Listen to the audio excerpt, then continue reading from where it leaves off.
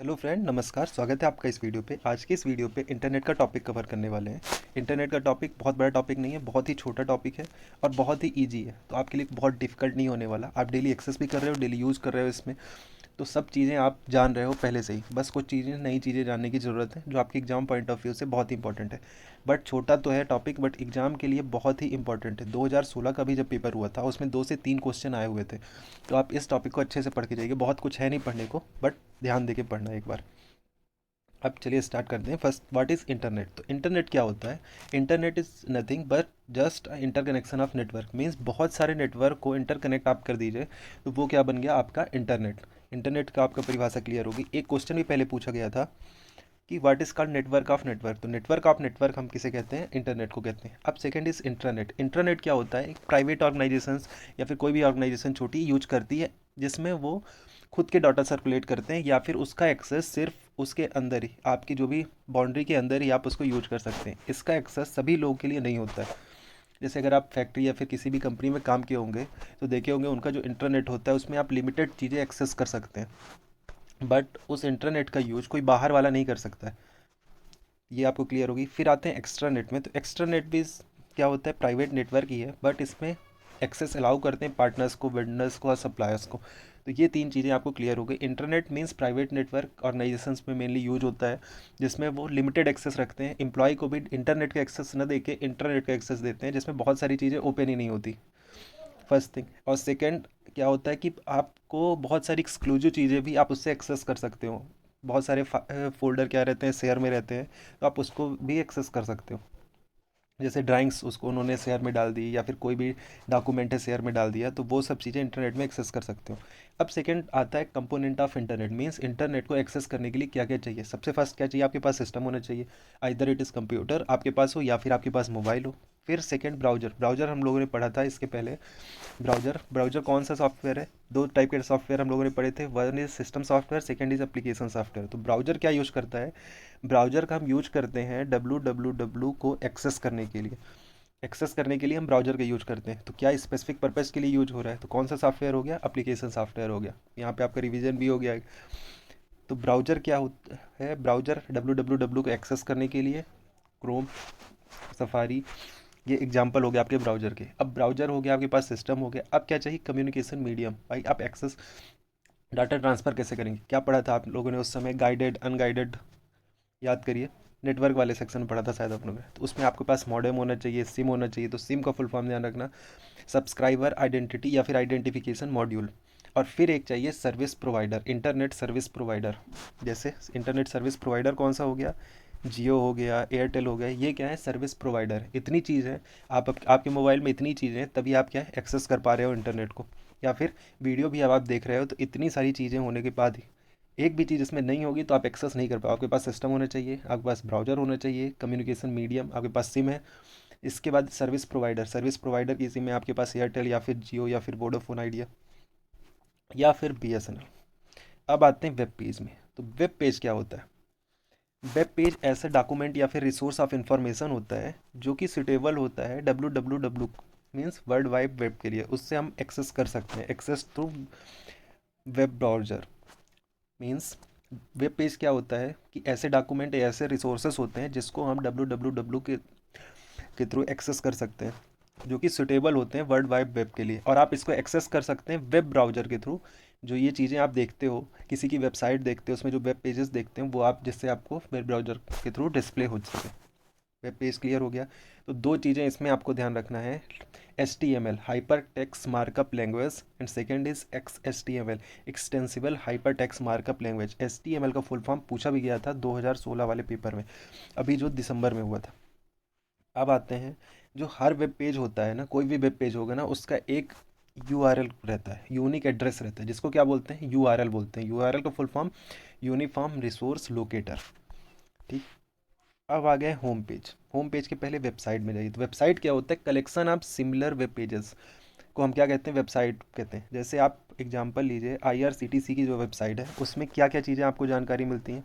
आपको train reservation, PNR status, seat availability, आप उससे रिजर्वेशन भी कर सकते हो, plus flight booking, plus hotel booking, जो IRCTC से कनेक्टेड है। तो ये सभी चीज़ें जो हो गई, ये सब ट्रेन से रिलेटेड हो गई। तो क्या हो गया, और जिसकी सर्विसेज आईआरसीटीसी प्रोवाइड कर रहा है, तो जो आईआरसीटीसी की में जितने वेब पेजेस हो गए वो क्या हो गया, कलेक्शन ऑफ वेब पेजेस क्या कहला गया, आईआरसीटीसी की आपकी वेबसाइट।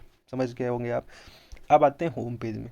तो होम पेज आप कह सकते हो मेन पेज या फिर फ्रंट पेज, जिसमें बहुत सारी सारी हाइपर लिंक भी होती हैं अदर पेज में जाने के लिए। जैसे आईआरसीटीसी आप एग्जांपल रखो, तो आईआरसीटीसी में आपके फ्रंट पेज में, होम पेज में बहुत सारी चीज़ों का एक्सेस रहता है। जैसे बर्थ अवेलेबिलिटी आपको चेक करना हो, पीएनआर स्टेटस चेक करना हो, या फिर ट्रेन लोकेशन चेक करना हो, मीन्स कुछ भी इससे रिलेटेड, ये सब हाइपर लिंक होती है। जब इसमें क्लिक करते हो तो एक नया वेब पेज ओपन होता है जिसमें इससे रिलेटेड पूरी डिटेल रहती है। तो जो फ्रंट पेज कह सकते हो या फिर मेन पेज जिसमें सभी डिटेल रहती है, वो क्या कहला गया, आपका होम पेज कहला गया। अब है www, ध्यान रखना वर्ल्ड वाइड वेब, इसके पहले भी क्वेश्चन आ चुका है, लड़के गलती कर देते पर ध्यान रखना वर्ल्ड वाइड वेब।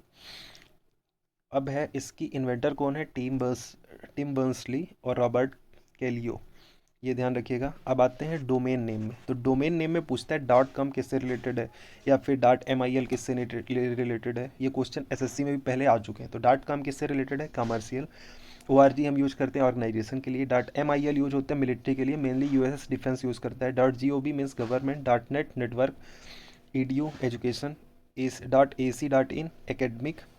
अगर कहीं पे डॉट इन यूज होगा तो मीन्स इंडिया। और डॉट SBI, ये सब क्या है, जनरल डोमेन है। अब आते हैं और आगे।